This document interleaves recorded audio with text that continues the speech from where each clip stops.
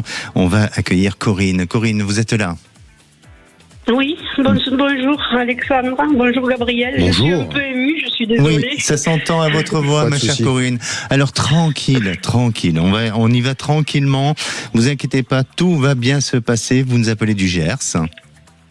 Oui, tout à fait. Et village à côté de Nogaro. Exactement. Et en plus, vous êtes une fidèle auditrice. Vous êtes oui, parce que vous nous avez déjà appelé. Il y a eu déjà un retour de prédiction chez vous, hein?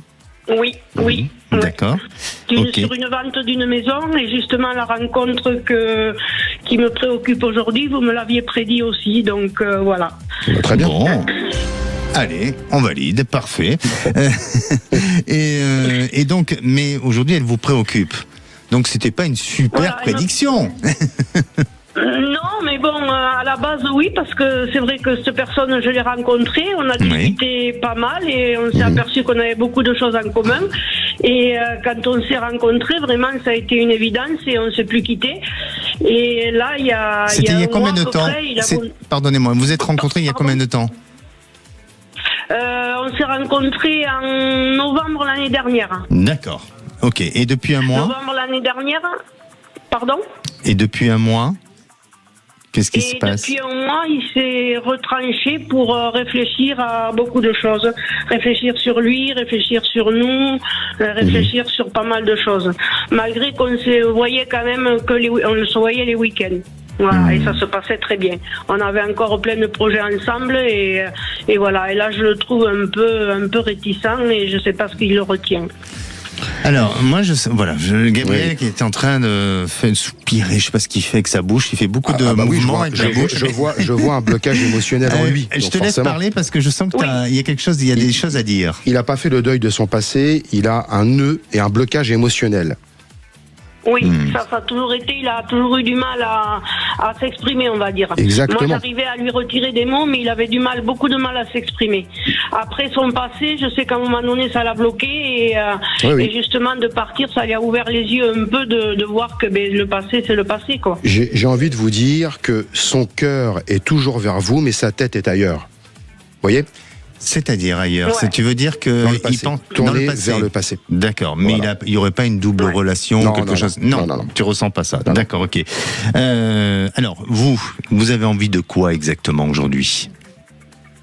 Ben moi, ce que j'aimerais, c'est qu'ils reviennent et qu'on puisse arriver à discuter, parce que c'est vrai que quand on est ensemble et qu'on arrive à discuter, il arrive à se livrer, il arrive à s'ouvrir un peu, et même ça l'étonne à lui. Et voilà, ce que j'aimerais, c'est reprendre une relation ensemble, quoi.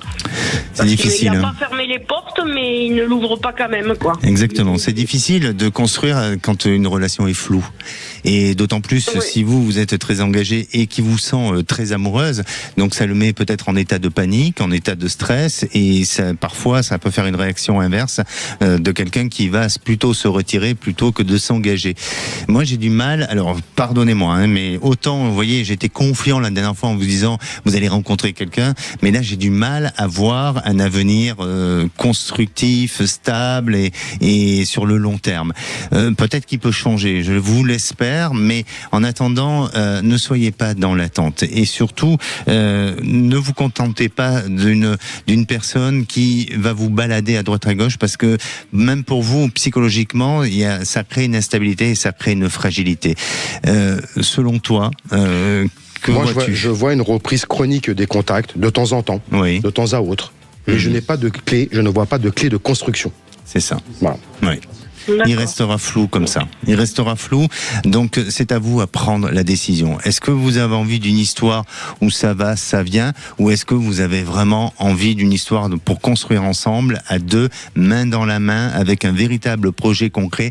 Et là, malheureusement, on a l'impression et on a le sentiment de ne pas aller dans ce sens-là.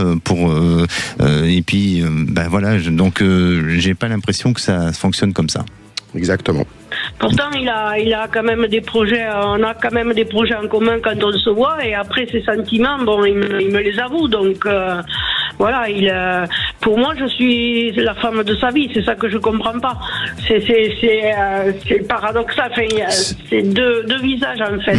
C'est à cause de son blocage, tout simplement. Oui, je reviens au terme blocage. Mais surtout, ce que vous devez retenir aujourd'hui, c'est que depuis un mois, il a un comportement, une attitude de prise de recul et de détachement. C'est ça que vous devez retenir. Donc discutez avec lui, regardez un petit peu comment les choses évoluent, mais tenez compte de ce qu'on est en train de vous dire. D'accord ? Ok, ça marche. Allez, à très bientôt. Et puis vous allez, de toute façon, vous allez avoir une stabilité sentimentale. Moi, je suis persuadé que entre cette fin d'année et début d'année prochaine, il y a une construction sentimentale, avec ou sans, mais en tout cas, vous êtes dans une véritable construction sentimentale. Ben, je sais pas, mais depuis le temps que je cherche cette personne, vu mon âge, c'est vrai que j'aimerais arriver à trouver quelqu'un de stable et qui regarde dans la même direction que moi, quoi. Ça va arriver. Ne vous inquiétez pas, vous êtes une femme extrêmement puissante. Ça va arriver.